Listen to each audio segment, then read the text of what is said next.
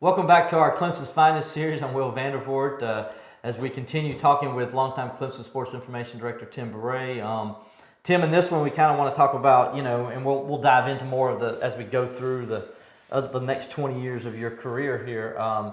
But the '90s obviously were, with the exception of baseball and football and basketball, they weren't the best of years. Let's just go ahead and be honest and say it. And but there's still some tremendous years in those that, they still had the 91 team, I believe, won the ACC title in football. Basketball did get back to the Sweet 16 in 97 and 98 and 90, I guess what was 96, 97, 98 with Rick Barnes' teams. So what do you remember about that decade and those teams that you covered? Yeah, I'd say the Rick Barnes, the 4 years of Rick Barnes in basketball really stood out because he just brought a lot of energy and excitement. And of course, when he left, that's why it was so difficult when he did leave, because he had really gotten everybody excited about basketball. I'll never forget in the 96-97 season, we played Wake Forest. And we were ranked 2 actually in the AP poll, and they were ranked 3. They had Tim Duncan, we had Greg Buckner, and just the interest in that game. So you can relate to this. So we had 13 tables of press row that we could fit, and so for the first time ever, we put 5 writers or media people at each seat instead of 4.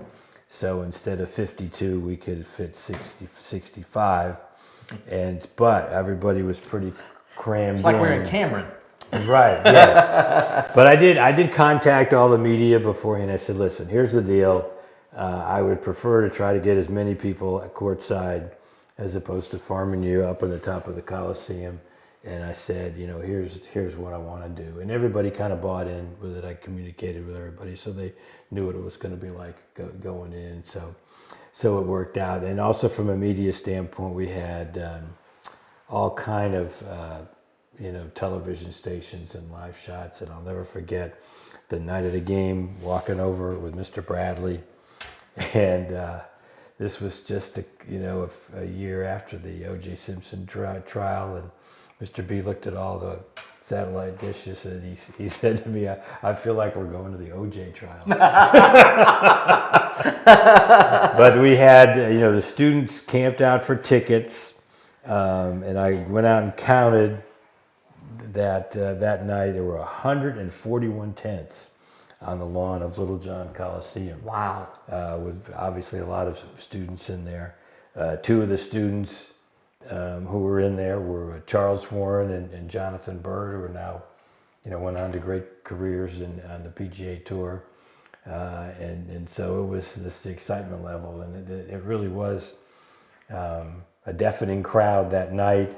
Unfortunately, we lost the game 65-62, a game that came down to a last possession where they called a charging foul on Andres Yakunas, and Wake Forest went on to win the game. But we really kind of reached a zenith in our program. That number 2 ranking is still the highest ranking in the history of the program, and of course then went on to the Sweet 16 that year, and then lost a heartbreaking double overtime game to Minnesota. Who are some guys that were like during that decade, or you can even go back if you want some too, some characters or guys you remember as athletes that kind of, or coaches that stood out to you that you always kind of have fond memories of? Well, in the 1990s, certainly Rick Barnes, as I just spoke about, he was really embraced everything that we did. He had an appreciation for my job personally. So, he was big on, if big national media people came in, and I'd set up taking the media and him out to lunch, and we might spend an hour and a half. So he kind of knew the value of that, dealing with the national media, and so that was certainly a fun aspect of it.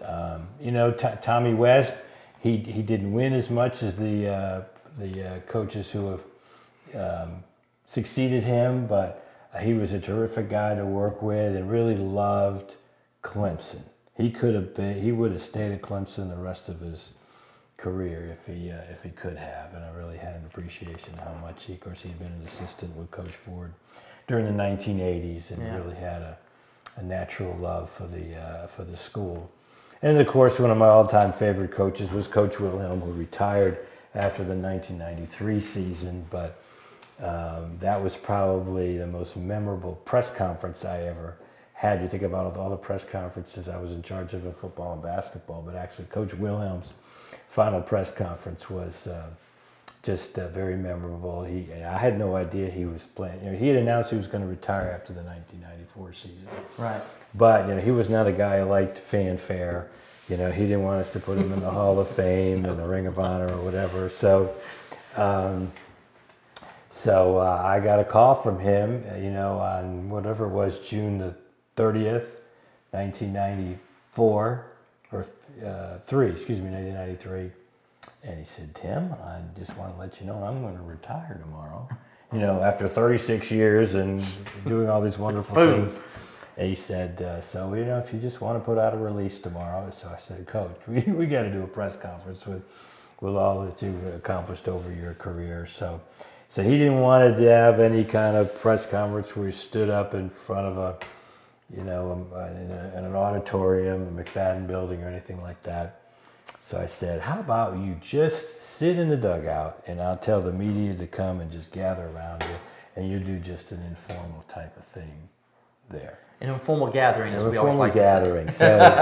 So he finally agreed to that, and so he just told everybody, anybody wants to coach Wilhelm tomorrow, meet me at 3:00 at the home dugout. And so he came out, and he had held a bat in front of him as he sat there, and his family, the entire family, was there, and that's what we did. And of course, media from all over came because they all loved Coach Wilhelm. He was as honest as they could be. So that was probably the most appropriate and satisfying press conference I think I ever ran. And as Coach Wilhelm, you kind of summed it, I think, in a nutshell, who he was. And I'll never forget the first time I came, and he had a memory like an elephant. And he met me one time, the first time I was a young sports writer covering Clemson, and I don't know, some update event I met him at, and I didn't see him again for like another year. And the next time I saw him, I go up to him and I was reintroduce myself, and he says, "Oh, Will," before I could say, "Hey, Will, how you doing?" And I'm like, just a memory like an elephant. To remember one guy he met one time and remember my name, he was just unbelievable, and I always loved talking to him. I got to tell you, I don't know, we might have to go to 6 or 7 segments, but I got to tell you this one story. And Coach Wilhelm was my favorite one. Actually happened before I came to Clemson. In 1977, Clemson's playing Virginia, and Neil Simons is a freshman having a terrific year, and we're playing him at Clemson, and Neil's up at bat, and he's a left-hand hitter, and he hits the ball down the right field line real close to the foul pole, and it goes over the fence, and the umpire signals home run.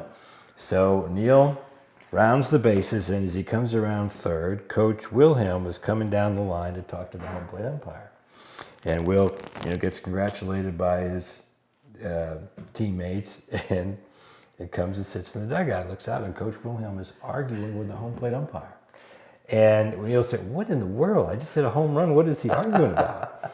So the inning ends, and Wilhelm comes in, and Neil says, "Coach, what were you arguing about after I hit that home run?" He said, I told that home plate umpire that was a foul ball." I said, I had a complete view from it. I said, that was, but he said, "Coach, I had a home run for your team." He says, "I know, Neil, but I don't want the opposing teams coming down here thinking we're just a bunch of homers here."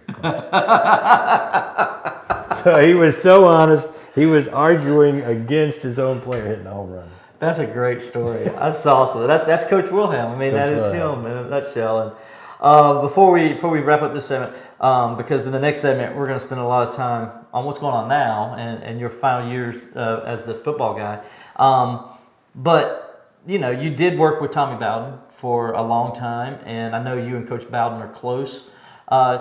talk to me about Tommy and what he's like. You got to know him better than anybody, I think, at Clemson, and what his personality is. And I think a lot of people just saw what they saw on TV. They thought that was Coach Bowden, but Coach Bowden's a totally different guy when the camera's not on and stuff. And he's a totally different guy, one-on-one. And I talked to him actually yesterday, and he called me. I received a Lifetime Achievement Award from COSIDA this week, and he called me to congratulate me and just talk about how things were going. Coach Bowden might have been a little reserved when he was around people in public, but you got him one-on-one, and he was just the most personable, terrific guy. And he probably doesn't get enough credit today for what he realized or understood about the program, that we needed to improve our facilities. And, all these facilities that we have now, it was in his mind that we needed to do this, and that, we needed to start the West End Zone. Mm-hmm. And I remember when, he talked about that at a press conference, and the fans would say, oh, he's just making excuses or whatever, but he was right. Absolutely. He was 100% right. And he got Terry Don Phillips to start things with the West End Zone, and it actually had, people could watch from the West End Zone in 2006. And then, one of the great ironies is in 2009, the first year after he was no longer the coach, is when the football staff moved into the West End Zone. And all the operations were done. And you just look at what has happened to our program since those enhancements from the West End Zone to 2012, the indoor football facility, to now what we have with the operations building. It's been remarkable, and Tommy Bowden really was the one who called attention to that, and he should get great credit for that. Yeah, Coach Bowden's real good about with his beat writers. He called us his beat writers, and he always was real good with us, and made sure you gotten us what we needed, and we got enough information with him. Always was gracious to talk to us. Oh yeah, he was always accommodating with the media. And he learned that from his father. His father was great with the media. One quick story on Bobby Bowden in the 70s, when Bobby Bowden was just starting to get his program going at Florida State, and they'd have night games because the weather was so hot during the days, and so.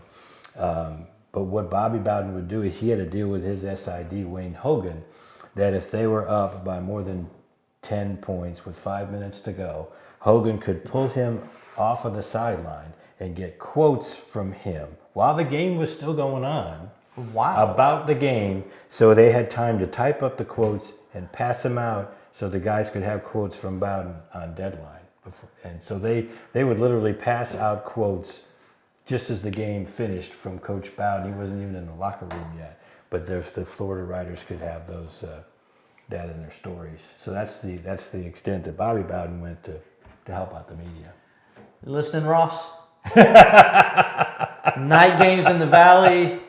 They won 10 games last year by 20 points or more. They had it locked up. We could get quotes. We know it's doable now. Coach Bowden, I think Coach Sweeney would be great to do that. If Ross Taylor, if you're listening, watching this, I hope you're taking notes, and maybe you can incorporate that this year for us writers.